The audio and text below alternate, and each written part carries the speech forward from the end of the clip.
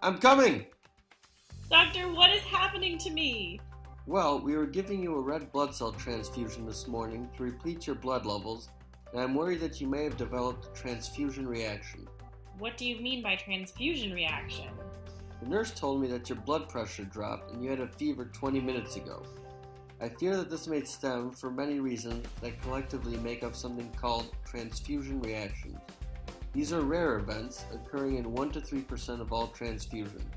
Patients can present with fevers, chills, shortness of breath, wheezing, anxiety, decrease in blood pressure, flushing, rashes, and/or red-colored urine. Because transfusion reactions can be life-threatening, we need to address this. So what do we do now? The first thing we do now is to stop the transfusion and reassess. That's good. When can I resume my transfusion? I need this blood. The nurse checked the requisition label as well as some of the associated paperwork for the unit of blood you were given, and the bag was indeed intended for you.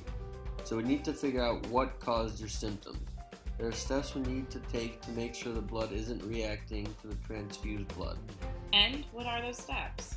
First, we're going to have to redraw your blood, and you're going to need to give us a new urine sample. Why? You already have drawn my blood like a million times. This time, we're assessing your post-transfusion blood for signs of a transfusion reaction, which sometimes makes your blood cells burst.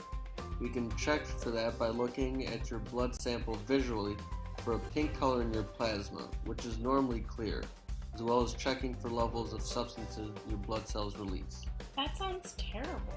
That's the reason why we need to find out the cause. There's more. We are going to check your blood type against the blood type of the transfused blood and make sure that they are indeed compatible with each other. Then what? Well, if that comes back negative, we will do one final test called the direct antiglobulin test that looks for signs of your body mounting an immune response to the donor blood. Then what? Well, if all that is negative, then we can resume your transfusion. So why did I have a fever? Why did my blood pressure drop? You just finished with a surgery, so it could be due to a multitude of reasons. But let's cross that bridge when we get there. For now, we want to focus on the most pressing issue, i.e. the possibility of a transfusion reaction. That sounds good. Woot! We will also give you a handout on signs you should watch for after completing the transfusion. Delayed reactions can happen weeks out from your original transfusion. Any other questions? No. Thank you, doctor. You're welcome. Take care and make sure to contact us if anything comes up.